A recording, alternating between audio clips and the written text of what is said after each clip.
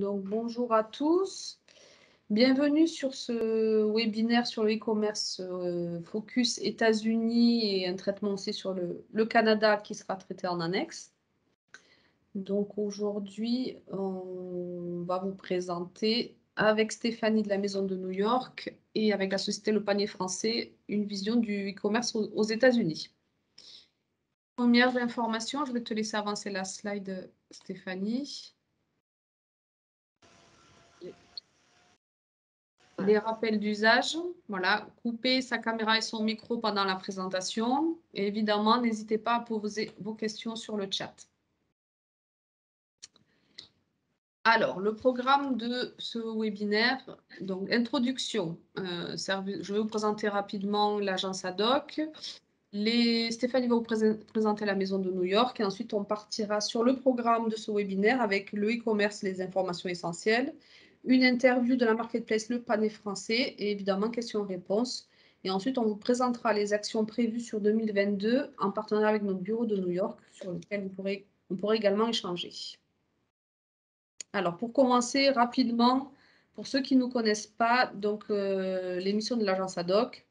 Donc, l'agence Haddock est là pour vous accompagner à chaque étape de vie de votre entreprise, que ce soit implantation, création, innovation, croissance, accès au marché et transmission reprise. On est là pour vous, évidemment, créer de la valeur ajoutée en région et créer de l'emploi. Donc, nous, au niveau du département marché agricole et marché agroalimentaire, on est là pour vous accompagner sur le développement commercial grâce à 3 leviers. Un volet structuration pour vous aider à structurer votre stratégie d'entreprise avec différents outils à votre disposition. Un volet prospection pour gagner des parts de marché. Et une fois que vous avez vos parts de marché, on met en place des actions de promotion avec la marque Sud de France dans les différents circuits de distribution. Tout ceci au régional, national et international, bien évidemment. Et on est à vos côtés si vous avez des questions à nous poser. Donc là, je vais laisser la parole à Stéphanie. Donc, bonjour à tous, je suis Stéphanie, je suis en direct de New York. Je vous présente effectivement la Maison de New York comme un facilitateur pour vous aider en fait à pénétrer ce marché américain. Et du coup, ça s'adresse aux entreprises qui s'intéressent simplement au marché américain, donc vous n'y êtes pas encore, qui veulent exporter ou qui exportent déjà, ou encore l'étape d'après, qui veulent s'implanter. Donc nous, en fait, en fonction de votre besoin, de votre maturité, on vous apporte des solutions. Il faut vraiment nous voir comme quelqu'un qui va vous apporter qui va vous faciliter les choses. 3 choses, du coup. La première chose, on va pouvoir vous mettre en contact avec tout le réseau qu'on a d'avocats, de cabinets d'affaires, de recrutement, etc. La deuxième chose, c'est qu'on est en soutien et en appui de tous les événements proposés par Haddock France, donc en coopération avec Julie et Chantal Passat sur tous les salons. Nous organisons des rendez-vous B2B, par exemple, notamment Fancy Food Show qui se passe mi-juin cette année à New York. Et puis, troisième volet, très important, nous sommes aussi un hébergeur d'entreprises occitanes avec, je vous montre les photos, soit un espace de coworking, comme vous voyez sur la photo de gauche, soit des bureaux qui sont privés. C'est gratuit la première année. Et vous pouvez aussi les emprunter de façon ponctuelle. Si vous avez des rendez-vous sur New York, venez chez nous, venez travailler pour 2-3 jours avant un salon, après des salons, vous êtes les bienvenus. L'autre point aussi de notre maison à New York, c'est que c'est un espace de convention et un espace de réception. Vous pouvez organiser des événements chez nous pour un lancement de produits, pour une réunion avec des journalistes ou tout simplement utiliser notre espace de réunion pour recevoir vos clients. Encore une fois, nous sommes vraiment à vos côtés pour réussir aux USA. Donc, réussir aux USA, c'est l'objet de ce webinaire, tout particulièrement réussir sur le web. C'est vraiment l'objectif. L'idée, c'est que vraiment vous puissiez avoir toutes les informations, qu'elles soient essentielles et surtout pour vous, qu'elles soient pratiques et activables. Donc, je vous propose de démarrer l'essentiel de ce webinaire autour du e-commerce. Donc, si vous aussi vous faites cette tête quand on vous dit e-commerce et de surcroît e-commerce sur des marchés internationaux, si vous aussi, des mots un peu comme ça arrivent dans votre tête, tout se bouscule, Amazon, comment je vais faire, le e-commerce, le SEO, le SEA, je ne sais pas trop, eh bien, vous êtes au bon endroit. Vous êtes au bon endroit parce que vraiment, on va essayer de clarifier tout ça pendant 45 minutes, 1 heure. On va essayer de donc décomplexifier, clarifier, vous apporter des outils qui sont pratiques et de faire en sorte qu'en sortie de webinaire, vous puissiez vraiment enclencher des actions. Et pour cela, donc, on a fait des choix parce que le e-commerce, c'est large, c'est un sujet pendant lequel on pourrait parler pendant des heures. Donc, on a fait le choix, premièrement, de se concentrer sur le marché américain. Donc le Canada est traité en annexe. Donc vous aurez cette présentation en fin de webinaire. Vous aurez toute la partie marché et des chiffres plus Canada et tout aussi les acteurs canadiens en annexe. Donc vraiment, on va se concentrer sur les États-Unis pour ce séminaire. On a aussi décidé de se concentrer sur ce qui était le plus adéquat pour vous. C'est-à-dire que on est parti du postulat où vous étiez un producteur artisan et non pas un géant industriel, donc une entreprise de taille limitée, donc soit une PME, soit peut-être une TPE. Et donc, on ne va pas aborder des choses comme Amazon, eBay, etc., puisque vous n'avez pas encore cette capacité d'être un industriel qui va directement parler aux consommateurs. Et puis, dernière chose, on va, encore une fois, le e-commerce, c'est aussi beaucoup de termes différents et des schémas de vente un petit peu différents. Et je veux qu'on parte tous sur vraiment la même page et on va d'abord, dans un premier temps, revoir les définitions de qui on parle et de quel schéma de vente, dans quel schéma de vente on va naviguer à travers ce webinaire. Donc, le premier schéma de vente, c'est celui-ci, c'est le business to consommateur, donc business to consumer, le B2C. C'est exactement celui-là auquel je faisais référence quand je vous parlais d'Amazon ou par exemple de votre propre site internet qui est peut-être un site de vente. Alors évidemment, vous imaginez bien que ça, là on est dans un schéma classique où un consommateur va prendre une commande soit sur son ordinateur, soit sur son portable. Vous, les producteurs, vous allez recevoir cette commande, vous allez livrer directement. Évidemment, vous comprenez vite qu'à l'export et surtout dans des pays lointains comme les États-Unis, ça ne fonctionne pas. Ça ne veut pas dire que ça ne fonctionne pas en Europe, par exemple, et que peut-être que vous le proposez déjà. En tout cas, pour ce webinaire, on ne va pas aborder ce schéma de vente-là. Le schéma qu'on va aborder le plus, c'est ce qu'on appelle le B2B2C, donc le business to consumer. Donc vous, les producteurs, vous allez shipper de la marchandise à un importateur qui va, lui, travailler avec des revendeurs en ligne et qui, eux, font du e-commerce, qui livreront à leur tour le consommateur chez lui. Voilà. Et ça, en fait, c'est très important de comprendre qu'au niveau des revendeurs en ligne, il y a encore 3 catégories différentes. Donc, il y a 3 catégories de revendeurs. Soit on parle d'un détaillant, d'un magasin, par exemple Walmart, qui va faire du e-commerce. Donc ça, c'est comme si c'est un Carrefour qui propose soit de la livraison à domicile, soit du drive. Encore une fois, on ne va pas s'intéresser à ce schéma parce que ça ne vous correspond pas vraiment. Le deuxième type de revendeur, c'est ce qu'on appelle un pure player. Un pure player, c'est un acteur qui n'a pas de boutique physique. C'est vraiment quelqu'un qui est depuis toujours uniquement sur Internet. Et là, c'est là où on va vraiment creuser ce type de revendeur parce que c'est avec eux que vous allez clairement faire du business. Et par exemple, lepanierfrançais.com. Et donc, ils vont intervenir dans ce webinaire. On est très heureux de pouvoir avoir leur appui en tant qu'expert. La troisième chose, donc ça c'est vraiment pour votre culture, c'est à savoir, troisième type de revendeur, ce sont les marketplaces. Donc ça c'est par exemple, vous avez dû entendre parler d'Instacart. Donc ce sont des agrégats. Vous allez pouvoir, vous, à partir en tant que consommateur, vous pouvez passer des commandes et ce sont derrière plusieurs sites internet. Encore une fois, à votre niveau de développement, export, etc., on ne va pas l'aborder aussi parce que c'est vraiment très complexe et on veut rester focus. Le troisième schéma de vente, c'est le B2B. Alors, ce n'est pas toujours de la vente, mais ce qui est intéressant pour vous, les producteurs, c'est vraiment l'idée à partir de votre téléphone ou de votre site internet, de pouvoir vous connecter directement avec des acheteurs qui soient des détaillants, donc ils ont soit des boutiques, et donc leur livrer les marchandises que eux revendront, ou bien vous connecter avec des détaillants qui seront des acheteurs et qui ont des grandes surfaces, par exemple. Donc là, pareil, on a pris le parti, parce que c'est un webinaire resserré sur 1 heure, de vous montrer 2 différentes marketplaces uniquement. Donc, fort de la clarification de tous ces intervenants et de tous ces schémas de vente, voilà le déroulé de la présentation. Ça va vous donner une idée claire sur comment est-ce que vous allez naviguer à travers ce webinaire. Donc, première chose, on va s'intéresser vraiment au e-commerce, donc un, au marché et deux, au consommateur. Qui il est, donc au e-consommateur, celui qui achète en ligne, qui il est, et quel est aussi le type de consommateur qui achète des produits français. Dans la deuxième partie, on va aborder toute la partie stratégie e-commerce. On va essayer de faire votre analyse digitale. En tout cas, on va vous donner les outils pour le faire et essayer aussi à partir de cette analyse de comprendre comment vous allez sélectionner votre partenaire e-commerce. Ensuite, deux grosses parties. Le e-commerce B2B2C. Encore une fois, on target les pure players, ce qu'on vient de voir. Donc, on va voir ensemble quels sont les acteurs sur les États-Unis, comment vous allez les choisir. Et puis, on va revoir ensemble une checklist vraiment d'outils avant de partir sur du e-commerce. Quels sont les outils importants que vous devez avoir dans votre escarcelle.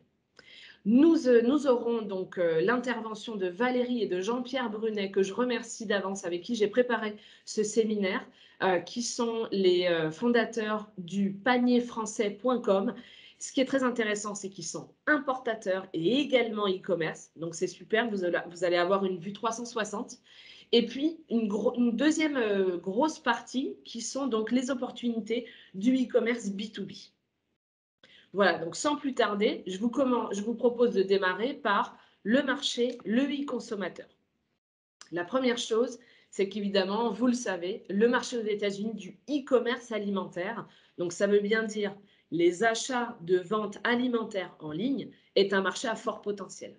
Donc, première chose, pré-Covid, il était déjà en croissance exponentielle, mais il n'atteignait que 3% de toutes les ventes e-commerce. Donc, les ventes alimentaires, c'est uniquement 3%. Avec le Covid, après le Covid, pardon, on est passé à 7%.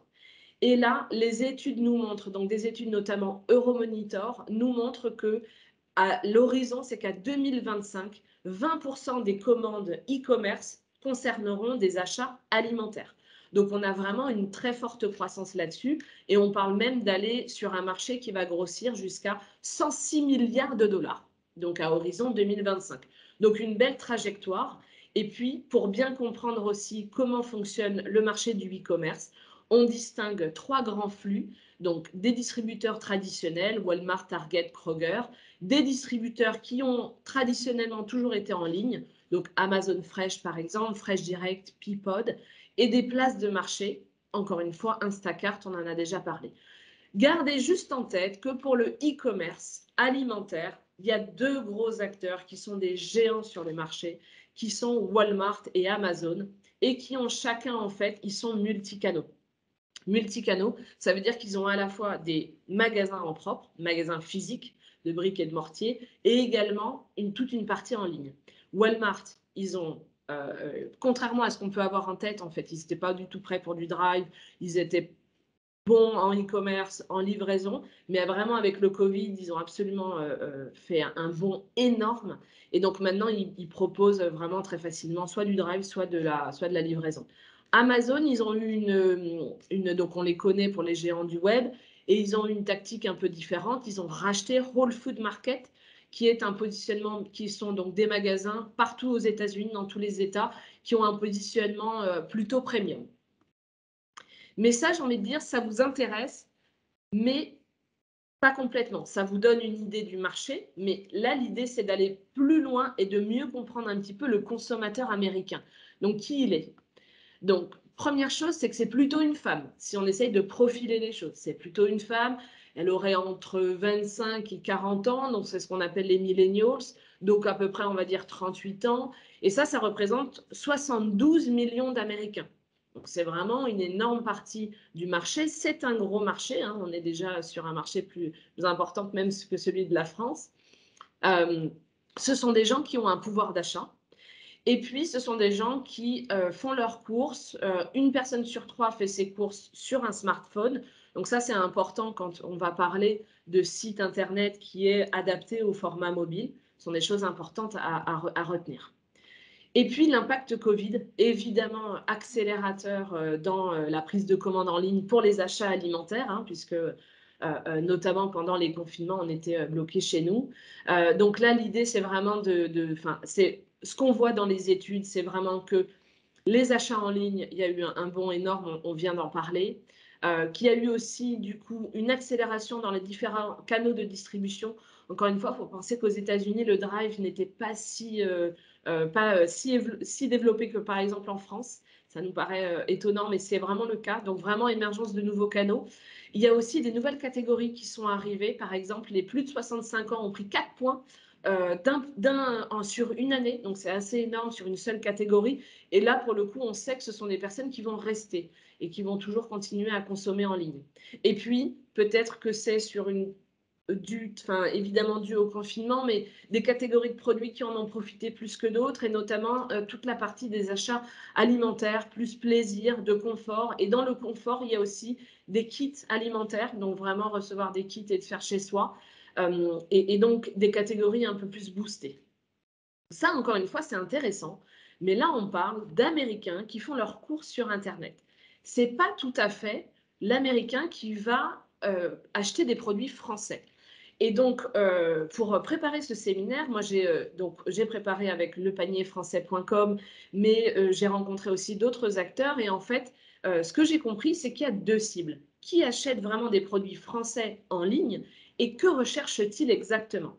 Il y a deux profils qui se distinguent. La première chose, c'est vraiment la femme française, la mère de famille. C'est celle qui cherche une marque très particulière ou un produit pour combler un besoin. Les besoins, il y en a trois. Un, elle a le mal du pays, elle achète un achat un peu plaisir, qui est un peu la Madeleine de Proust. Donc ça peut vous faire sourire, mais vraiment, quand on croque dans un BN ici, moi ça fait 7 ans que je suis aux États-Unis, je peux vous dire qu'on est très content. Les Belins, les chipsters, les carambars, par exemple, ce sont des choses qu'on achète régulièrement. Ou alors des produits qui sont très spécifiques. Très souvent, c'est traditionnel, du terroir, de la choucroute, des confits d'haricots cuisinés, du foie gras. Et puis, elle va rechercher également des marques très spécifiques, et notamment pour faire la cuisine, pour faire de la pâtisserie. Je pense à la marque Francine on recherche toutes. Et pour vous dire, ça c'est la photo que j'ai prise avant-hier chez moi. Mon mari est rentré de France et je lui ai demandé de me ramener des produits français, et voilà ce qu'il a ramené dans la valise: du Saint-Michel, Francine, et on a deux produits de la région avec label Chorienne, notamment du chocolat pâtissier, ce genre de choses. Sauf que, au lieu de passer par ramener de France, évidemment, on va avoir des sites internet qui sont dédiés à ça. Et donc, heureusement qu'on les a. Et donc, moi, je rentre complètement dans cette première partie de femmes françaises, mères de famille, qui recherchent exactement pour ces besoins-là des produits français. Et puis, de l'autre côté, on a la population américaine. Donc, c'est majoritairement des femmes et ce sont des francophiles.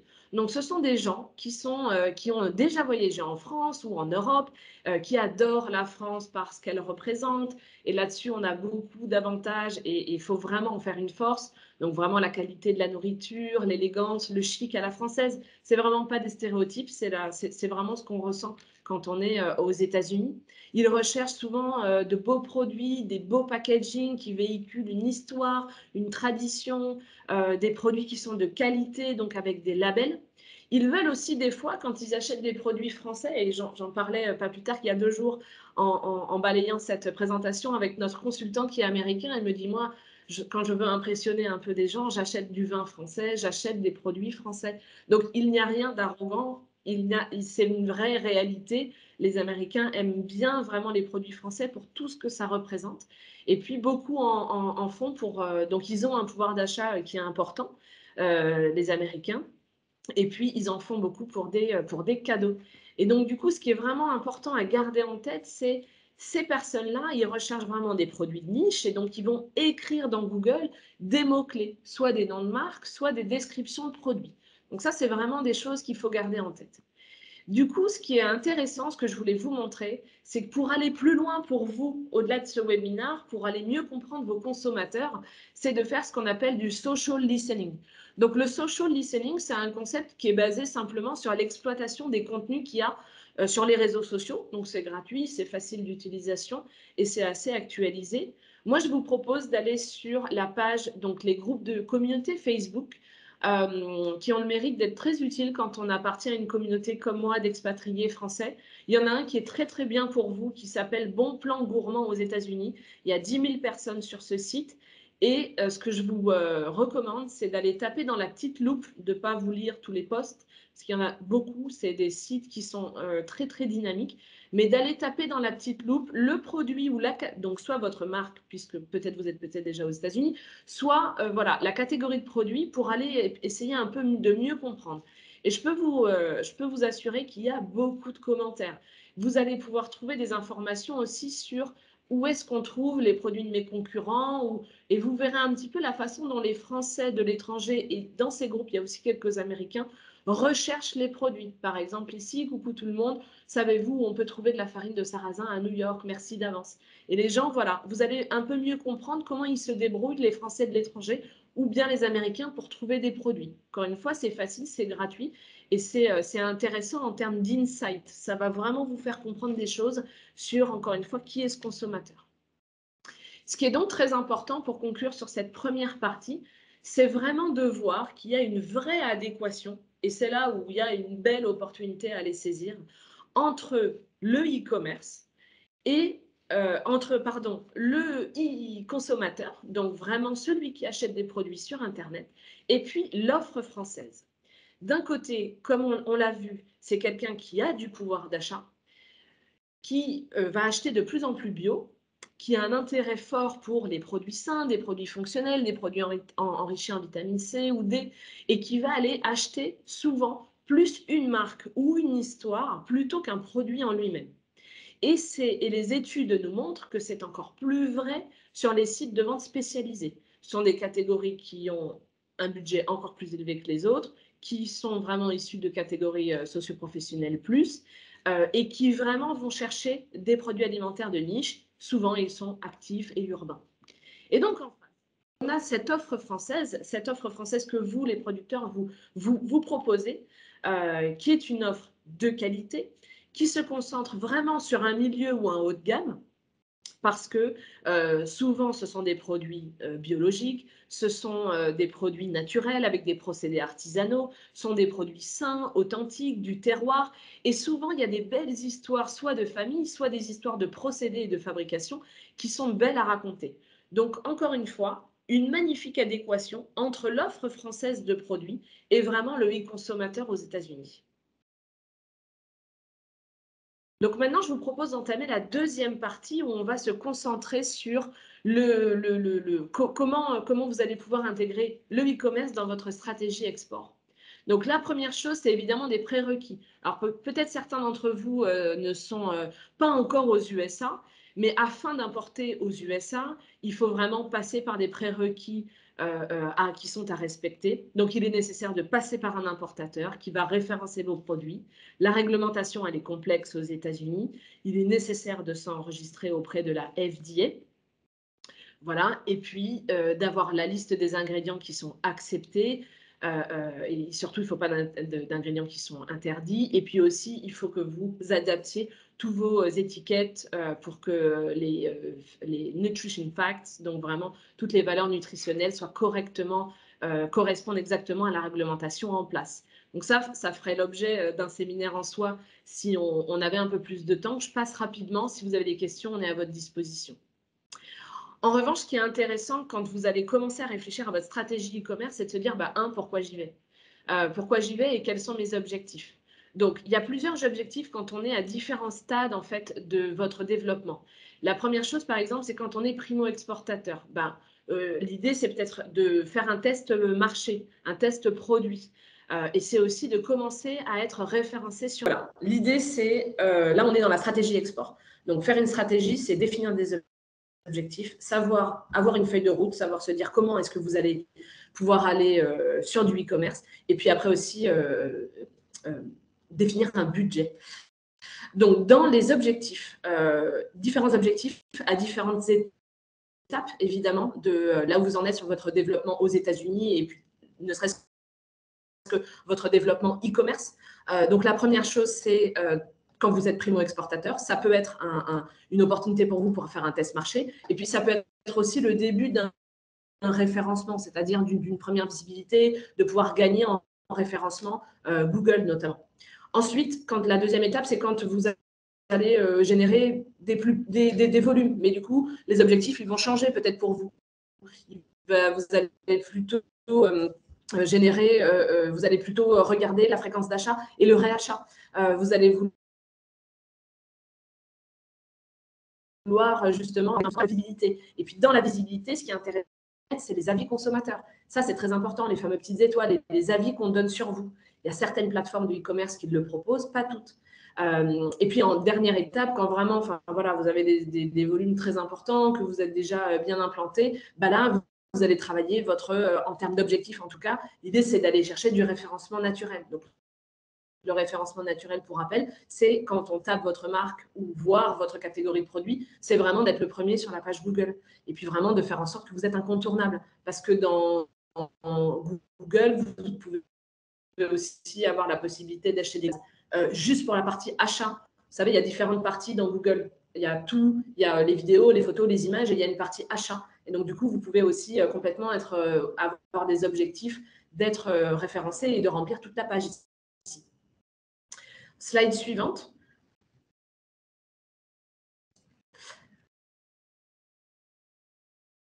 Slide suivante, on passe ça.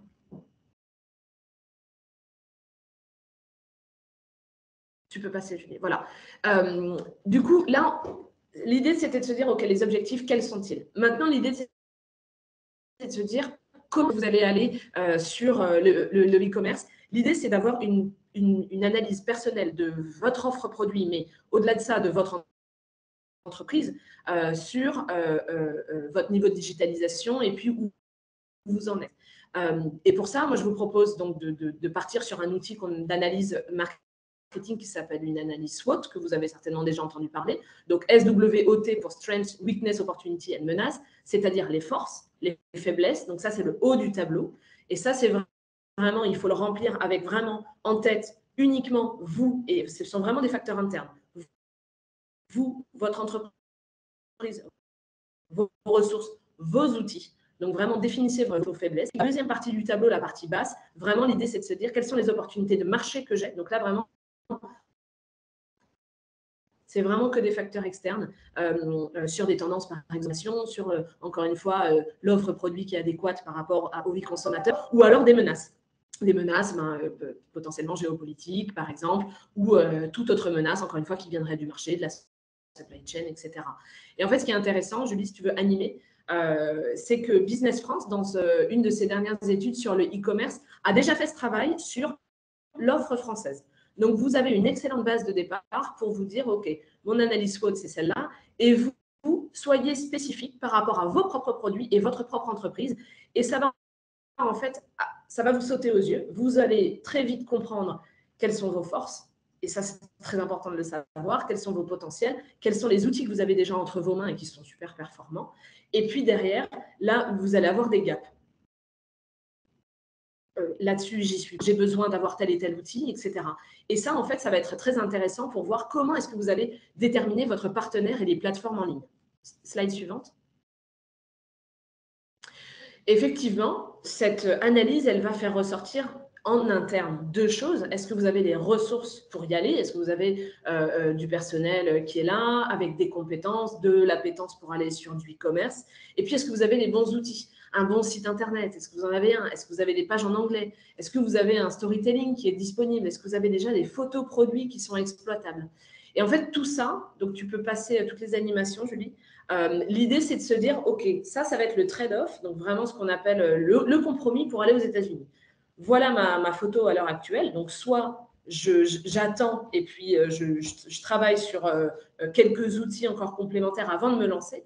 Mais l'idée, c'est vraiment de se dire, en fonction des besoins, c'est comme ça que je vais sélectionner mon bon partenaire.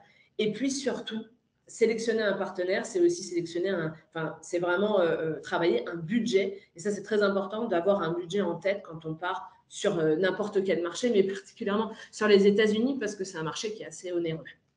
Donc ça, c'est vraiment toute la partie stratégie e-commerce. Ensuite, on va plonger dans la partie B2C, enfin B2B2C. Donc vraiment, on va voir les acteurs. Julie, si tu veux démarrer, voilà.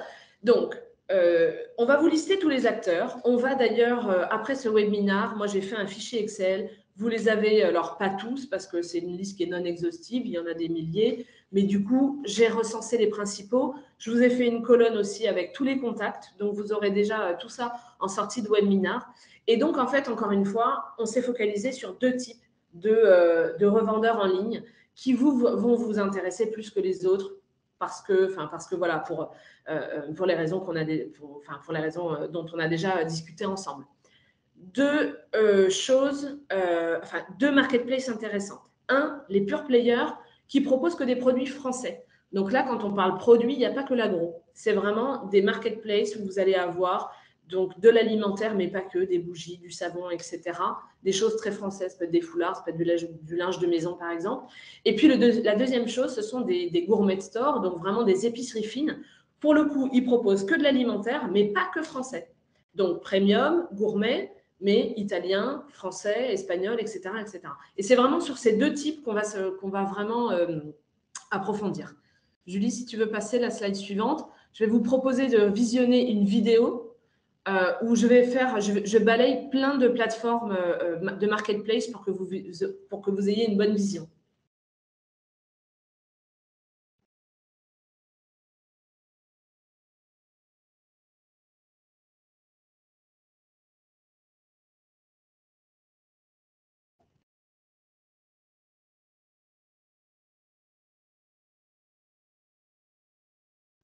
On n'entend pas, mais je vais vous décrire un petit peu. Là, l'idée, c'est... donc, on est sur lepanierfrançais.com. C'est donc la plateforme de Valérie et Jean-Pierre Brunet qui sont avec nous aujourd'hui et qui nous en diront plus sur leur business. Et donc, c'est la première plateforme.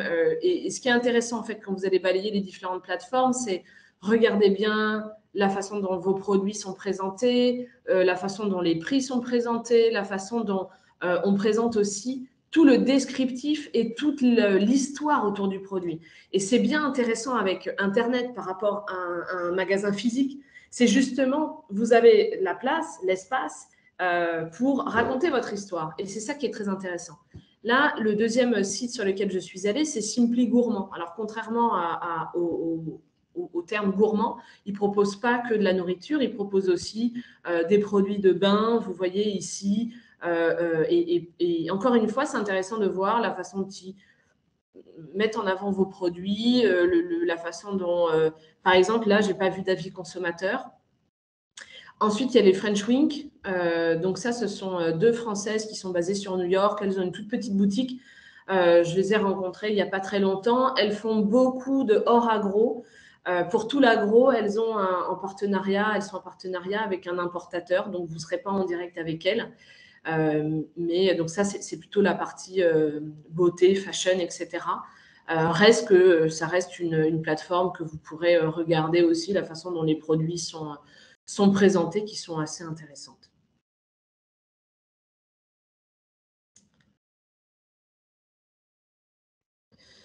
Saveur du jour, donc ça c'est une autre plateforme également. Eux, pour le coup, ils proposent, c'est plutôt accès alimentaire.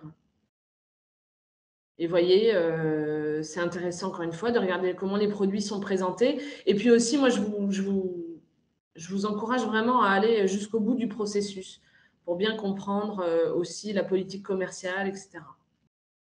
Julie, si tu veux passer, parce que je pense qu'on n'a pas le temps de continuer à regarder la vidéo. Ce qui est intéressant, en tout cas, dans toutes ces marketplaces, c'est vraiment de se dire, OK, maintenant, il faut que je fasse un peu le tri, encore une fois, en fonction de mes besoins. Donc, vraiment, je fais appel à ce que j'ai dit précédemment. Vous avez des besoins, vous, à combler. Toutes ces plateformes ne proposent pas les mêmes services. Et donc, on vous a rédigé tous les critères que l'on pensait être intéressants pour vous pour aller poser les questions quand vous allez les rencontrer, ces partenaires. Est-ce qu'il y a un importateur? Est-ce qu'il est intégré ou pas? Quelle est son expertise? Depuis combien de temps ils font ça? Et puis, quelle est sa réputation sur Internet? Quelle est leur façon de vendre? D'achat-vente ou des fois, il y a de la consignation. Regardez les listes de produits référencés, les prix, la clarté, les reviews. Regardez aussi l'accompagnement e-marketing. Ça, c'est super important. Qu'est-ce qu'ils proposent? Et surtout, à quel prix? Est-ce que c'est juste un coût au moment du référencement ou bien ils vous proposent aussi un accompagnement plus durable avec des mensualités par mois, etc. Et encore une fois, ça, c'est en fonction, à vous, à faire en fonction de vos besoins. Une partie qui est très importante et qu'on peut peut-être négliger, mais ils vont paquer et livrer vos produits. Donc, c'est super important pour vous de pouvoir leur demander quelles sont les conditions d'envoi, quels sont les délais de traitement, est-ce qu'il y a de la casse, je suis désolée, une coquille, quelle est la politique commerciale en matière de retour, de remboursement, de rupture de stock, etc.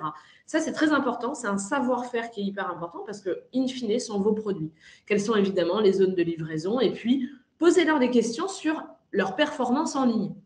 Ils sont à même de vous dire, ben moi j'ai une base existante de 3000 clients, 5000, 10 000, 15 000, ou bien j'ai tant de visiteurs uniques par mois, j'ai aussi un taux de conversion, c'est-à-dire un visiteur qui vient et qui va commander mes produits de X, et donc vous avez des métriques qui sont identiques et vous pouvez vraiment les comparer les uns les autres. Moi vraiment je vous encourage à faire un scoring, voilà, en fonction des critères qui vous importent et compter les points. Et au moins, c'est une bonne façon de pouvoir les comparer.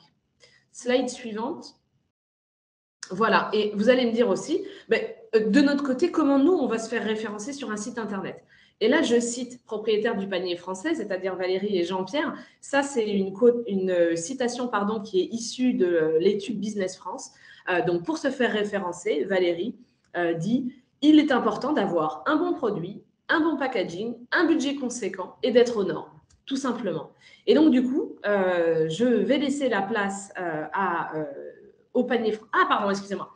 Je pensais avoir terminé pour cette première partie. On va revenir avec Valérie et Jean-Pierre. En tout cas, ce qui est important pour vous, c'est d'avoir en tête, il y a 4 choses, il y a 4 outils indispensables pour partir en ligne aux États-Unis, mais pas que, mais particulièrement aux États-Unis. Première chose, un site Internet. Alors, vous allez me dire, facile, j'en ai déjà un, il est en anglais. Donc, attention à la partie anglaise. Faites bien attention à faire peut-être plus court qu'en français. Faites-le relire par un copywriter ou un traducteur ou même un web designer bilingue. Si vous n'avez pas de contact, moi j'en ai. Revenez vers moi, je vous en donnerai. Faites attention à vos photos et utilisez aussi par exemple Google Analytics. C'est intéressant aussi de voir votre flux, d'où il vient. Comme ça, vous allez peut-être voir que quand vous êtes sur une ou deux premières plateformes américaines, vous allez pouvoir voir votre Google Analytics qui réagit avec des internautes qui viennent des États-Unis. Ensuite, des photos. Là, c'est important. Il vous faut des photos de qualité de vos produits sur fond blanc, prises de la même façon. Donc, investissez dans vos photos. Une description produit avec des mots-clés et des détails techniques. Donc, ça, c'est très intéressant. Je sais que, par exemple, Valérie du panier français la retravaille en permanence pour avoir les bons mots-clés. Et dernier point, un bon storytelling. Donc, ça, c'est super important. Vendre à travers une histoire pour générer des émotions, un attachement, un parti pris. Par exemple, vous faites que du bio, vous êtes éco-responsable. Ça, c'est super intéressant. Sur Internet, vous pouvez le mettre en image, en texte, en vidéo. Si vous avez des vidéos, n'hésitez pas à les sous-titrer en anglais. N'hésitez pas à les doubler. Même avec un accent français, c'est pas grave. En tout cas, on a un webinaire spécialisé dans le storytelling le 12 avril. Donc, si vous voulez qu'on aille plus loin sur ce sujet, venez au webinaire du 12 avril. Donc là, tu peux passer, Julie. L'idée maintenant, c'est vraiment de faire intervenir un expert. Donc, Valérie et Jean-Pierre Brunet sont responsables et présidents et fondateurs du panierfrançais.com. Ils sont à la fois importateurs et e-commerce. Donc, c'est vraiment important. Comme ça, vous avez encore une fois une vision 360. Je vais leur poser des questions. On a préparé quelques questions pour vous qui sont intéressantes. Donc, Julie reste sur cette slide et puis moi, je vais poser des questions. Alors, est-ce que Valérie et Jean-Pierre sont en ligne? Oui. Bonjour. Voilà. Oui. Bonjour à tous les deux. Merci beaucoup. Bonjour. Bonjour à tous les deux. Merci beaucoup d'être avec nous. Donc, je récapitule plus de 15 ans d'expérience aux États-Unis. Vous avez commencé tout petit dans votre salon et puis vous avez pris un entrepôt et vous avez grossi. Et aujourd'hui, vous êtes franchement un acteur vraiment incontournable. On vous voit partout, vous êtes très actif. Donc, on est vraiment très heureux de vous avoir avec nous. Et nous allons partager, je suis désolée, cette slide n'est pas à jour, mais évidemment, nous allons partager vos coordonnées, email à tous les deux et puis numéro de téléphone. Et les personnes qui sont en ligne avec nous, n'hésitez pas à prendre contact en direct avec Valérie et Jean-Pierre. Vraiment, ce sont des gens incroyables, experts dans leur domaine. Moi, j'ai beaucoup travaillé cette présentation avec eux et ils sont passionnés et franchement passionnants. Alors, sans plus tarder, je vais poser les premières questions. Alors, la première question, c'est une question plutôt réglementaire. Donc, Jean-Pierre, est-ce que la réglementation pour être en ligne ou en boutique est la même? Oui.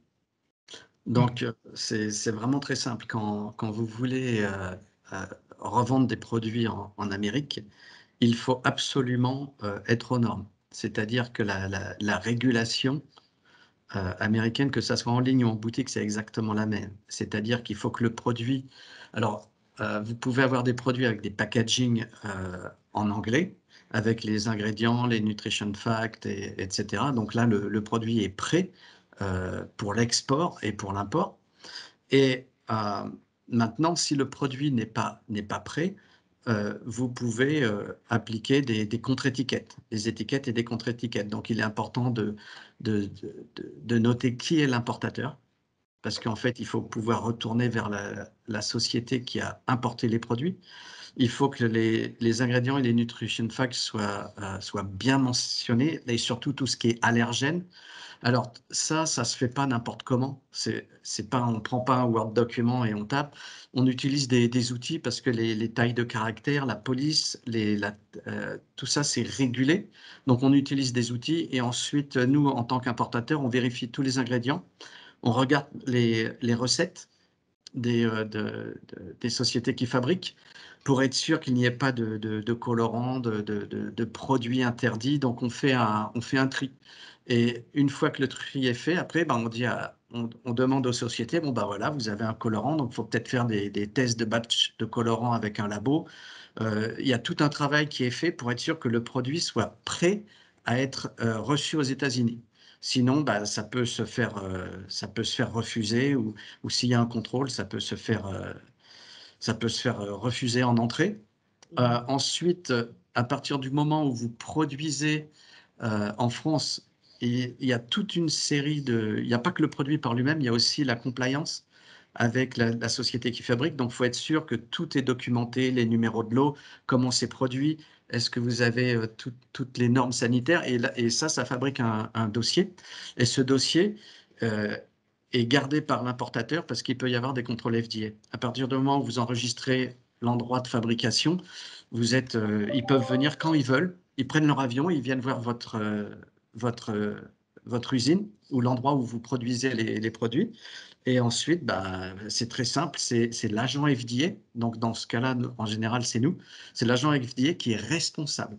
Si la société n'est pas aux normes, en fait, on est au milieu, on fait le médiateur, mais après, il peut y avoir des plaintes, il peut y avoir des problèmes. Donc tout ce que ça soit en ligne ou en boutique, c'est exactement le même principe. Ingrédients, nutrition fact, tout ça doit être bien identifié. L'origine des produits.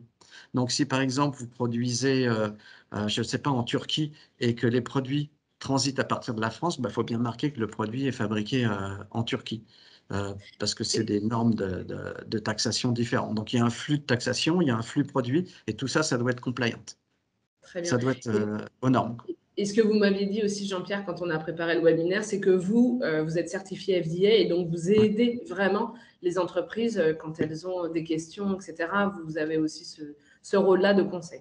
Oui, c'est-à-dire que la FDA, c'est une chose. Ensuite, vous avez le USDA pour tout ce qui est les cannes, la nourriture, les épices, etc. Et ensuite, ce qu'on fait, c'est qu'on fabrique un dossier qui s'appelle le FSVP. Ça veut dire Foreign Verification Supplier Program.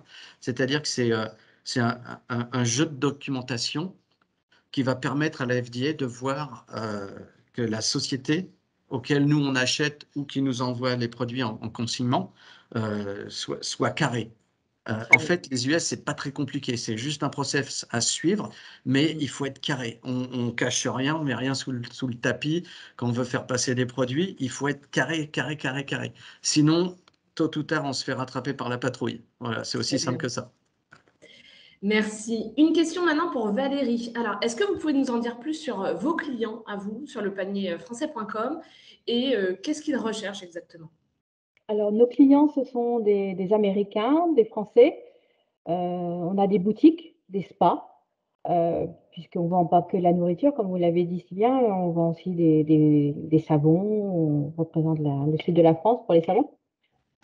Donc les Français, après moi ce que je recherche, c'est comme vous avez dit, les réseaux sociaux, hein, les groupes. Je suis un agent espion sur ces groupes-là. Je regarde, je lis beaucoup.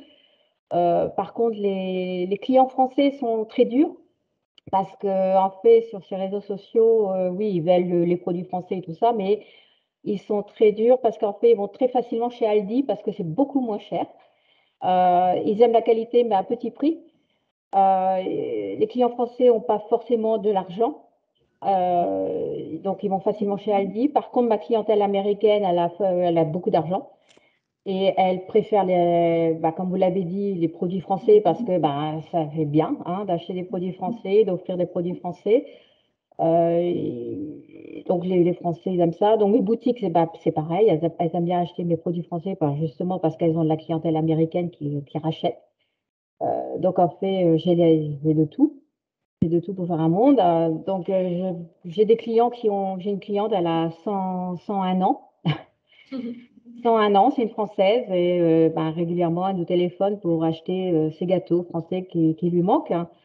Bien sûr, elle n'utilise pas l'ordinateur, hein, à son âge. Donc en fait, comment on dit en français? C'est souvenirs d'enfance, on va dire. Pour ses souvenirs d'enfance, elle achète ses gâteaux. Donc en fait, les Français, il y a beaucoup, c'est ça, c'est leurs souvenirs, comme on dit. Quand ça fait de nombreuses années qu'on est aux États-Unis, c'est vrai que on aime bien retrouver nos goûts de notre enfance. Donc voilà. Donc en fait, la clientèle française peut être dure parce qu'ils sont pas, ils aiment les bons produits, mais ils n'aiment pas le prix cher. Donc ils vont facilement au moins cher. Donc moi, j'essaye d'avoir des prix normal sur mon site internet. J'essaye d'avoir une marge petite pour justement que les gens puissent venir plus facilement chez moi. Au moment de la pandémie, il y a 2 ans, quand ça a démarré, on a eu un concurrent qui a multiplié par 3 le prix du sac de farine. Le sac de farine était à 3 $, et la concurrente l'a mis je crois, à 10 ou 15 $ le sac au début de la pandémie. Alors comme on dit en anglais, elle a gaugé le prix. Les gens n'étaient pas contents. Et ça, c'est quelque chose que je déteste. Bien sûr. Les prix, c'est important, effectivement. Pour que vous compreniez bien, Jean-Pierre s'occupe davantage de la partie import et Valérie s'occupe davantage du site Internet. Du coup, je reviens vers vous, Jean-Pierre, sur une question plutôt sur la répartition de vente, puisque, on l'a dit, vous êtes un importateur et un site de commerce transactionnel, donc vous vendez vos produits. Est-ce que vous pouvez nous dire un petit peu la répartition de vente entre la vente que vous faites à d'autres boutiques et puis toutes les achats qui sont passés par la plateforme lepanierfrançais.com? D'accord.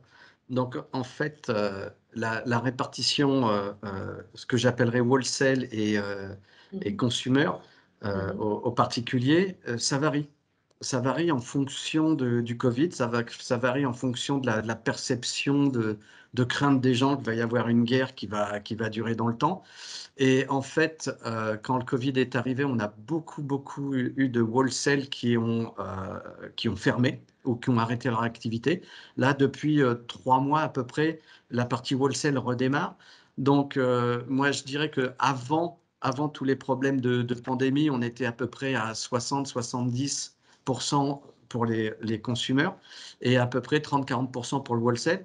Et ensuite, c'est tombé à 95 et 5%, où il y avait seulement 5% de wholesale.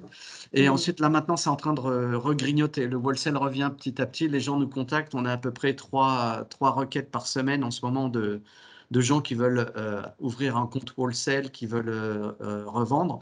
Donc, en fait, ce qui se passe aussi, c'est que les plateformes Internet deviennent de plus en plus faciles, sachant que les gens ont une perception qu'il est facile d'ouvrir un site Internet, de rentrer des produits, de pousser sur les marketplaces, de faire du listing, etc. Mais en fait, il y a un gros travail physique qui est fait derrière.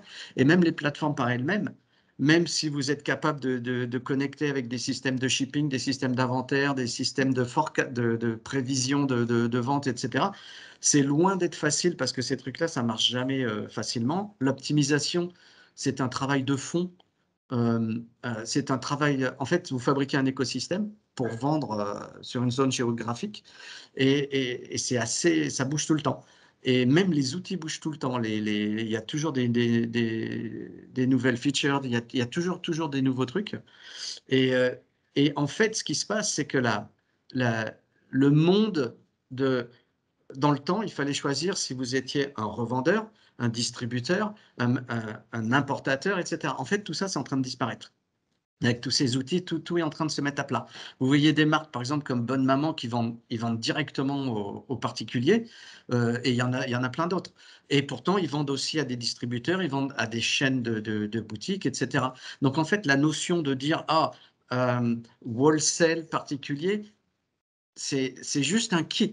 Si que je vende une caisse de 12 cookies, de 12 paquets de bonbons, ou que je vende un paquet de bonbons, pour moi, c'est juste une vente. Et comme les outils permettent avec les outils, on est capable de dire, bon, bah voilà, vous pouvez acheter une palette, une demi-palette, une couche, ou vous pouvez acheter un paquet de gâteaux. C'est juste la perception. C'est juste une histoire de perception. Et toute cette logique est en train de disparaître. Donc, dans un de vos slides, vous expliquiez qu'il fallait fabriquer de la marge pour chaque morceau. Donc ça, moi je dirais que c'est le nombre d'intermédiaires avec tout ce qui touche au e-commerce et l'écosystème qui existe, ça c'est en train de disparaître. C'est en train de disparaître, en fait le nombre d'intervenants est en train de se réduire. Donc en fait il faut vraiment choisir, si vous êtes en France, vous voulez venir en Amérique, il faut vraiment choisir qu'est-ce que vous voulez faire. Est-ce que vous voulez fabriquer une stratégie marketing? Est-ce que vous voulez mettre votre marque en avant? Ou est-ce que vous êtes OK à vendre vos clients en bulk et après, il va y avoir du co-packing qui va être fait en Amérique ou en France à une autre marque, etc.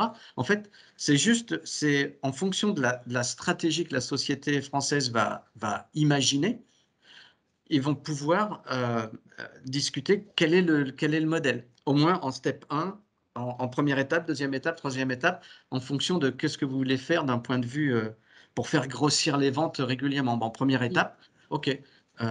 Mais ça, ce qu'il faut savoir, c'est que tout ce qui touche au e-commerce, c'est pas une course de vitesse, c'est une course de fond. C'est-à-dire qu'il faut y aller doucement, faut bien introduire, parce qu'une fois que vous avez commencé à publier des choses sur Internet, il est très difficile de revenir en arrière. L'Internet, c'est comme une grosse mémoire, et si vous faites des bêtises, ça peut prendre des années à récupérer les données, à ce que les liens soient enlevés, donc il faut vraiment démarrer carré et comme il faut dès le départ. Voilà, j'espère que ça répond à votre question. Très bien. Ah oui, oui, parfaitement. Ah oui, on a une bonne vision de comment il faut y aller. Et ça, c'est très intéressant, je pense. Une question pour Valérie maintenant. Une fois que vous êtes mis d'accord sur un produit, du coup, un catalogue de plusieurs produits de référence, de quoi vous avez besoin, Valérie, pour démarrer la vente en ligne? Alors, pour démarrer la vente en ligne, j'ai besoin de photos, de jolies photos qui va attirer l'œil, qui présentent le produit et tout ça. Des photos qui ne sont pas dans le contexte et des photos qui peuvent être dans le contexte, parce que des photos qui sont dans le contexte, c'est plus joli pour l'acheteur. Des photos qui ne sont pas dans le contexte, c'est mieux pour Google. Ensuite, il me faut une description, parce que la description, c'est très important, avec des mots-clés. Il faut utiliser certains mots, parce que quand les gens vont chercher sur Internet, tous les gens, personne ne va mettre les mêmes mots pour chercher un produit. Donc, il faut avoir des mots-clés dans cette description qui vont faire qu'on va sortir en premier dans les moteurs de recherche. Le but, c'est que je sorte en premier dans un moteur de recherche et pas que je paye des ads sur Google parce que je n'ai pas envie de payer. Donc, si par exemple, vous tapez Belin, c'est moi qui sors, mais je ne paye pas, mais mes concurrents, ils payent. Donc, voilà, donc moi, je gagne. Je vais juste une petite aparté là-dessus. Pour les producteurs, dotez-vous d'un VPN pour vous mettre aux États-Unis et pour voir exactement ce que les Américains voient. En termes de référencement, c'est important. Je ne pense pas qu'il y ait besoin de VPN. Non, vous n'avez pas besoin de VPN. Non, vous n'avez pas besoin Mais de du coup, VPN. il faut mettre Belin États-Unis alors. Non, non, je pense Non, pas. faut que vous puissiez aller sur, faut que vous alliez sur google.com, c'est tout. Ah, Ouais, Google. google.com et puis vous tapez. Ouais, D'accord, Au je lieu de pense pas que c'est marqué. google.fr, il y a pas besoin de VPN. Ouais. d'accord, d'accord, très bien. Donc en fait voilà, donc il a une bonne description avec des mots-clés, tout ça. Donc en fait moi je me sers de, j'ai des aides, hein. Enfin j'ai des aides, je suis pas quelqu'un qui m'aide, c'est des logiciels que j'ai qui m'aident à faire les descriptions, à me dire qu'est-ce que c'est les mots les plus remarqués. Et donc depuis que je travaille beaucoup avec ça, ben, par exemple à Noël, j'ai beaucoup de Français. Et donc, je leur téléphone parce que, bien sûr, je leur demande comment ils m'ont connu. Et ils m'ont dit, ah ben j'ai tapé ça, et puis voilà, c'est vous qui êtes sorti. Ah, d'accord. Ok. Donc voilà, donc en fait, ce que je fais, ça marche, parce que j'ai beaucoup de Français qui tapent et qui me trouvent. Oui, ouais, moi Donc, c'est comme ça que je fais. j'ai beaucoup, beaucoup de Français qui ont acheté pour leur famille en France ou leurs amis en France, pardon, aux USA, leurs familles aux USA, leurs amis aux USA. Donc après, ben, c'est rigolo parce que ben, je discute avec ces Français-là et puis ben, pourquoi vous avez acheté chez nous? Pourquoi? Ah bah parce que c'est des amis, parce que c'est ma famille, parce que bah voilà, parce que si. Alors du coup j'ai discuté avec des gens. Il y a des gens, ils achètent à Noël. Ça fait 3 ans, tous les ans à Noël, ils achètent chez nous. Ils habitent en Bretagne et ils achètent chez nous pour leurs amis qui habitent à 20 km de chez nous à Chicago tous les ans à Noël. Et voilà quoi. Donc, ce qui est intéressant, ce que j'ai entendu, c'est, comme vous tous, je pense, les mots-clés. Les mots-clés, être sur Google, absolument. Et Oui. ça du coup, c'est une bonne transition pour la dernière question que j'ai pour Jean-Pierre. Quelles sont les actions marketing que vous mettez en place pour gagner en visibilité? Et est-ce que vous faites payer les marques? Donc, d'un point de vue marketing, bon, en fait, les budgets marketing vont aller vers du pay-per-click sur les différents moteurs de recherche parce que déjà, ça permet de collecter un peu de données. Ensuite, il faut faire du search engine optimisation. Il faut de l'optimisation web, ce qu'on appelle de l'optimisation de conversion. Donc ça, c'est un process, c'est un travail de fond qui est fait en permanence en fonction du trafic. En fonction du trafic vers un site ou vers une catégorie ou vers une marque, on fait ça et ensuite, au bout d'un moment, on va commencer à faire ce qu'on appelle du A&B testing, c'est-à-dire que vous envoyez par exemple une campagne marketing, donc une newsletter qui présente par exemple une marque ou un produit. En fonction du trafic, on va fabriquer par exemple deux campagnes et la moitié du trafic va aller sur une campagne, l'autre moitié va aller sur l'autre. Et après, on va regarder le nombre de clics, le nombre de visites, etc. et comment l'usager s'est comporté quand l'usager reçoit l'information. Et ensuite, celle qui n'a pas marché, ben, on l'enlève et on refabrique une autre. Donc, c'est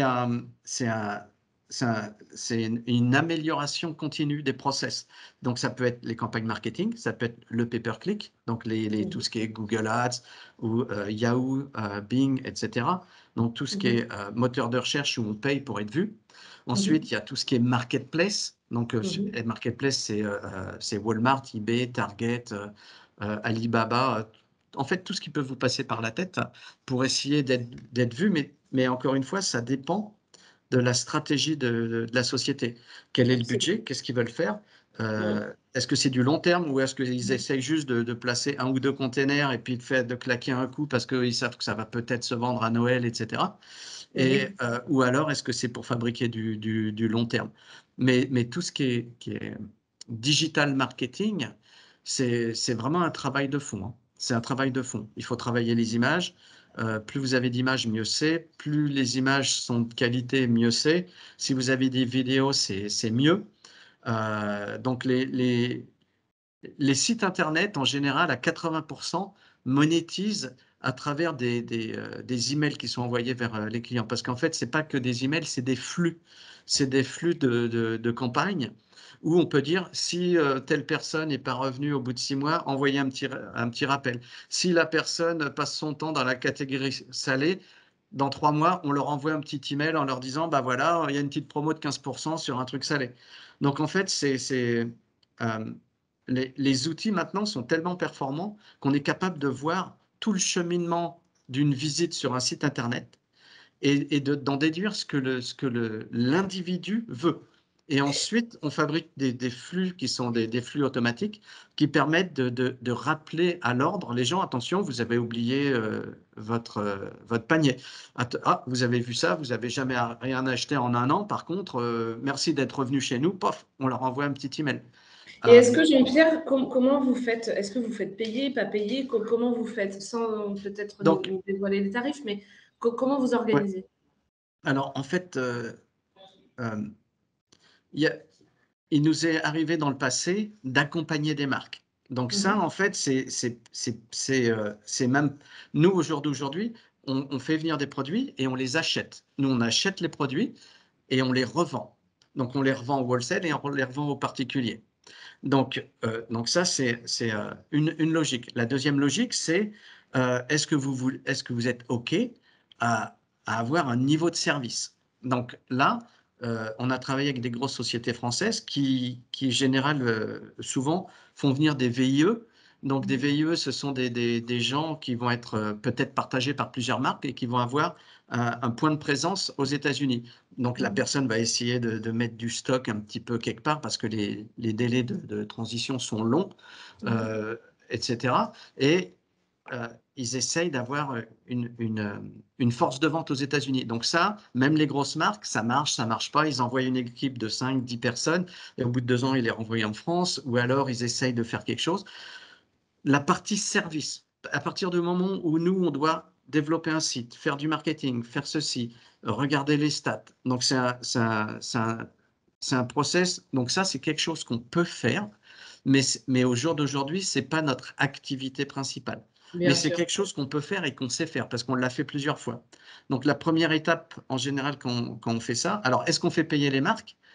Si c'est une demande de marketing ou de présence, c'est différent. Si nous, on doit embaucher quelqu'un à temps partiel qui va être dans nos locaux, qu'on va surveiller 8 heures par jour et être sûr que la personne travaille pour la marque ou les marques, donc là, ça devient, ça devient du management. Donc là c'est différent. Ce n'est pas le même genre de prestation. Si c'est une prestation pure marketing, on vous donne un scope of work, on vous dit, bah voilà, on va vous faire ça, ça coûte tant, vous prenez pas. Et on négocie au milieu, mais à la sortie, ça va fabriquer des assets et ça va fabriquer un workload qui est dédié à la marque qui veut commencer à exister aux États-Unis. Très bien. Écoutez, merci. Il y a une autre solution aussi. Comme on a, par exemple, pour Maxims, il n'y a que nous qui avons les produits Maxims, vous pouvez les trouver nulle part. Donc là, on met gratuitement le marketing en place pour la marque. Quand on est que nous, on a l'exclusivité de la marque, tout est gratuit pour la marque, qu'on fasse tout ce qu'il faut pour la marque quand on a l'exclusivité. Si on n'a pas l'exclusivité et si elle est vendue par plusieurs, elle se débrouille. Mais quand c'est nous qui avons l'exclusivité, quand on va bientôt avoir une autre marque de luxe au mois de mai, on est en train de travailler dessus, on va mettre l'exclusivité. Le Petit Prince, on a l'exclusivité, on met le tout dessus. Dans 6 mois, on va avoir encore un autre projet, on travaille dessus, c'est une exclusivité, on est en train de travailler dessus. Et on met tous nos potentiels dessus. Et on sait faire. Très bien. Encore un grand merci à tous les deux parce que le temps file et avec le petit problème technique, il va falloir qu'on fasse un tout petit peu, je vais accélérer un tout petit peu. Merci Valérie, merci Jean-Pierre. Les personnes qui sont dans cette conférence, vous allez recevoir leur contact direct et n'hésitez pas à prendre contact avec eux si vous avez la moindre question, si vous avez… vous pensez qu'ils peuvent être le partenaire dont vous avez besoin, n'hésitez pas, on sera vraiment content de pouvoir vous mettre en contact tous les deux. Encore une fois, merci. Et puis, s'il y a des questions, je pense qu'on va les prendre vraiment que sur le chat et on y répondra dans un deuxième temps. Merci encore. Julie, on va continuer la présentation. Tu peux passer. Donc, la deuxième partie de la présentation, en fait, c'est toute la partie B2B. Ça va être assez rapide, j'en ai pour 5 bonnes minutes. On a fait le choix de nouveau de vous parler que de 2 plateformes. La première, c'est la plateforme qui s'appelle Faire. Donc, en français, c'est un peu bizarre, mais faire.com, qui est, tu peux passer, Julie, qui est une plateforme, en fait, c'est une marketplace. Donc, il y a vraiment de l'achat-vente entre vous, des marques, des producteurs, des fabricants, et puis des boutiques indépendantes. Donc, je ne sais pas si certains en ont entendu parler, mais faire.com commence à être assez important dans le monde entier. Ils ont été créés en 2017, ils avaient 150 employés en 2019. Aujourd'hui, ils ont 700 personnes. Ils ont une croissance assez folle. Ils ont levé, il n'y a pas très longtemps, 400 millions de dollars. Et l'entreprise elle-même est évaluée à plus de 12 milliards de dollars. Donc voilà, c'est une plateforme qui est vraiment, qui prend beaucoup, beaucoup de place en Europe et aux États-Unis. Donc vraiment, il faut la voir comme aussi des opportunités, pas uniquement sur le marché des États-Unis. Et dans cette plateforme, il y a plus de 300 000 détaillants, donc des boutiques. Et il y a 40 000 marques à travers le monde entier. Ça a généré plus de 160 000 commandes entre des entreprises nord-américaines et européennes, plus de 2000 connexions, etc. Donc, énorme plateforme. Julie, si tu veux passer, je vous ai fait une petite vidéo, mais je vous laisse y aller. Julie, si tu veux passer à la slide suivante. En tout cas, la plateforme, allez-y, regardez, donc www.faire.com. Il y en a d'autres, hein, c'est juste une marketplace parmi tant d'autres, mais c'en est une qui prend beaucoup de place. Elle est plutôt moderne, elle est très facile, c'est très intuitif. Et en fait, vous allez pouvoir créer vos propres fiches produits en 1 à 2 semaines à peu près. Alors, je vous ai fait un récapitulatif des avantages et des inconvénients de cette plateforme pour vous, pour les marques, pas pour les boutiques. Et j'ai tiré ça en fait de 3 choses. J'ai regardé 2 vidéos très longues et énormes de deux marques américaines qui donnent vraiment leurs avis. Donc deux différentes marques, je voulais avoir plus d'un avis en tout cas. Et puis aussi en interne, en Occitanie, on a quelques marques qui sont sur la plateforme et tout convergeait dans le même sens et vraiment les avantages comme les inconvénients ressortaient de ces vidéos et de ces avis d'Occitan. Du coup, pour aller un peu plus dans le détail, c'est une plateforme, comme je vous l'ai dit, qui est super simple, qui est facile à utiliser et qui, du coup, peut vraiment remplacer le temps, l'énergie, l'argent que vous allez mettre dans une prospection, disons, de façon classique, hein, quand vous faites de la prospection froide, du calling, du phoning, des emailing ou bien des salons, parce que ça va vous mettre en relation directe avec plus de 300 000 boutiques en ligne. Donc ça, c'est énorme. Vous n'allez pas avoir besoin de broker, etc., etc. Donc ça, c'est intéressant dans la façon dont vous allez pouvoir avoir, encore une fois, des circuits courts. C'est un peu ce que disait Jean-Pierre. La deuxième chose, c'est pratique parce que c'est un site qui va centraliser vos commandes, vos fiches produits, surtout vos factures, vos paiements. Et vous allez gagner beaucoup de temps parce que si vous avez par exemple 600 boutiques à gérer que sur un seul site internet, c'est évidemment énorme en termes de temps par rapport à les gérer chacune au cas par cas. Vous pouvez développer votre marque et vos produits plus facilement sur des zones géographiques qui sont plus compliquées. Exemple, les États-Unis. Surtout que, si j'ai bien compris, ils ont internalisé toute la partie logistique. Donc, vous n'avez vraiment plus que des étiquettes à imprimer, à mettre sur vos colis et ça part dans les boutiques. Vous diminuez aussi le risque, et c'est très important à l'international, d'être payé. Vous êtes sûr, vous avez la garantie d'être sûr d'être payé et les frais d'envoi, encore une fois, sont couverts. Vous êtes sûr d'être payé sous 30 jours, donc ça sont les conditions de paiement. Et puis, si vous voulez être payé le jour même, vous avez 3% de commissions qui vous sont pris, mais ça, en fonction de votre cash flow, c'est très intéressant. Et puis, pas de frais, vous économisez tous les frais marketing qui sont inhérents, encore une fois, pour aller toucher 300 000 boutiques en ligne. Donc ça, c'est pour les avantages. Donc franchement, vu comme ça, super plateforme, très facile d'utilisation et très avantageuse. Il y a évidemment quelques inconvénients. La première chose, c'est clairement le coût. Ils prennent 25% à la première commande, 15% au réachat et 0%, ça c'est très intéressant, gardez-le en tête, si vous référencez une boutique. Par exemple, vous faites un salon, vous avez quelqu'un qui passe et c'est votre prospect. Vous le mettez, vous lui faites créer une page et du coup, vous n'avez pas de commission. Donc ça, c'est très intéressant. En revanche, 25% dès la première commande et si vous demandez à avoir le paiement directement, on monte jusqu'à 28%. Donc là, regardez bien votre profitabilité pour savoir si vous pouvez aller gratter, enfin, si en termes de marge, vous pouvez être dégradé jusqu'à 28%. Donc ça, regardez-le, sachant que ce que j'ai compris, c'est que c'est une plateforme qui est très orientée pour les boutiques. Elle est très… et ils font beaucoup de choses, et notamment, il y a beaucoup d'incentives, donc vraiment de commissions pour les boutiques pour les générer des premières commandes. D'où le fait que très vite, vous allez peut-être avoir des premières commandes. Or, ce qui est intéressant aussi, c'est d'avoir du réachat. Et là, ce n'est pas forcément le cas. Mais en tout cas, voilà, c'est important de garder en tête pour vous et pour vous dire déjà, est-ce que je suis profitable avec moins 28%, moins 25, 28%, faites bien le calcul. Le deuxième inconvénient, c'est vraiment la difficulté à créer votre propre marque. Et ça, j'ai envie de dire, c'est parce que c'est une marketplace. Vous allez dire, j'ai acheté sur Amazon, vous allez dire, j'ai acheté sur eBay, vous allez dire, j'ai acheté sur, où tu l'as trouvé, sur faire.com. Et les détaillants vont perdre un peu votre marque, vous qui vous êtes et votre relation. Et ça c'est quand même, ça veut dire que derrière, continuez à avoir des actions de e-marketing et ne vous arrêtez pas surtout à une plateforme comme ça. Ensuite, le dernier inconvénient, c'est vraiment la relation que vous allez pouvoir tisser avec votre acheteur.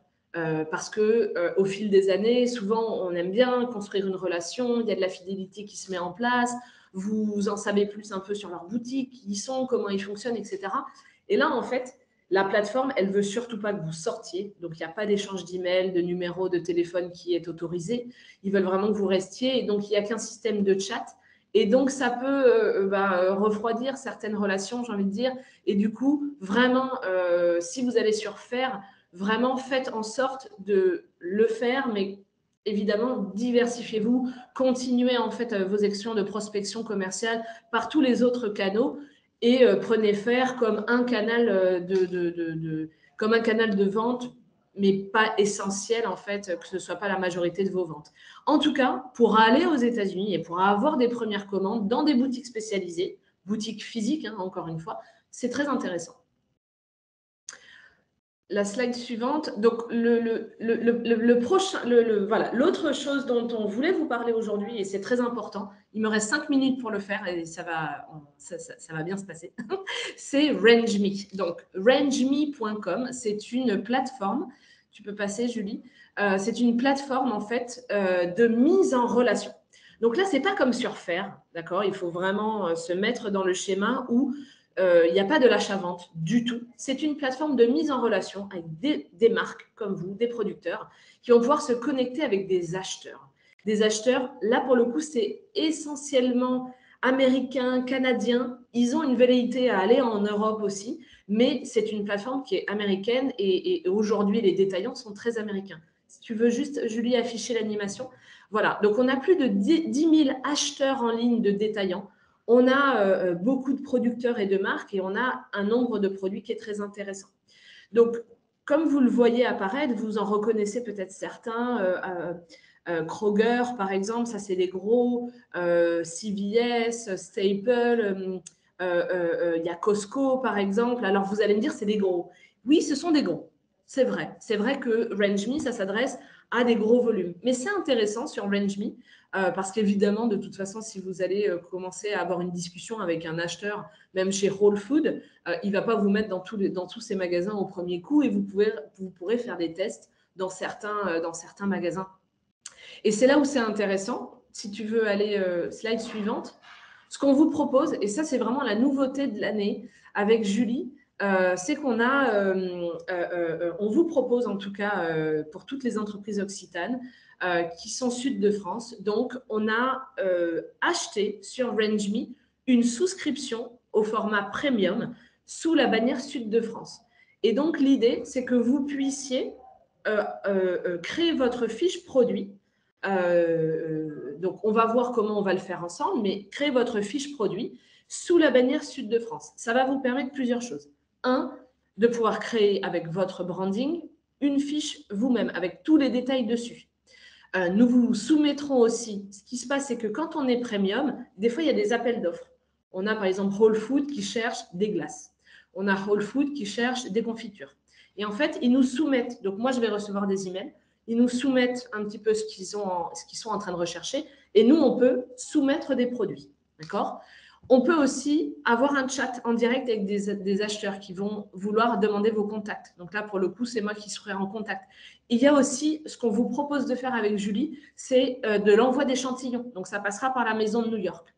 Julie, si tu veux bien aller jusqu'au bout, l'idée, c'est que vraiment, vous puissiez avoir, vous, en tant que petit producteur, se serrer les coudes et on se met tous sous la bannière sud de France. Et en fait, vous aurez une vitrine sur le marché États-Unis. C'est pas très cher puisqu'on vous propose le prix. Vas-y, Julie, tu peux. Voilà. On vous propose en fait d'adhérer pour 49 € seulement. Ça va courir jusqu'au 31 décembre de cette année. Donc, le plus vite on le fait, le plus vite vous êtes sur RangeMe. Encore une fois, c'est pas la panacée, mais c'est l'idée de vous mettre en contact avec des acheteurs, de regarder un petit peu comment se passe et d'avoir des informations aussi, des retours sur vos produits. Si vous êtes intéressé par RangeMe, juste après, là il est 59, on va raccrocher ce séminaire, mais restez en ligne et je vais prendre 10 minutes de plus pour vous expliquer un peu dans les process, de façon un tout petit peu plus détaillée, ce qu'on vous propose. Julie, je te rends la main.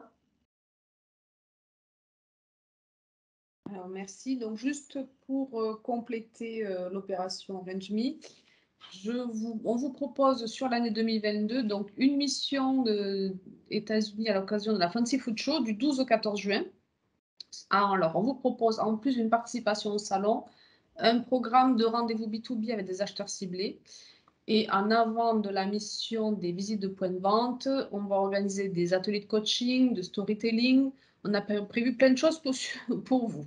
Deuxième opération, on recommence le test marché États-Unis-Canada. Donc là, ce sera plutôt sur septembre-octobre. Donc en fait, on fait l'envoi vous envoyez vos échantillons à la maison de New York, qui va créer des box au sud de France sur des produits secs et qui va envoyer une dizaine d'acheteurs ciblés qui vous permettra de tester l'adéquation offre-demande entre vos produits et les importateurs. Les importateurs qui seront intéressés, évidemment, pourront demander un rendez-vous en visio. Et là, on sera sur tous les profils des acheteurs. Voilà principalement ce qui est prévu et on est à votre disposition pour toute question. Voilà, donc ça, c'est la boîte à outils. On va vous envoyer plein d'outils, tous les documents sources sur lesquels j'ai travaillé ce webinaire. On va vous envoyer ça juste après.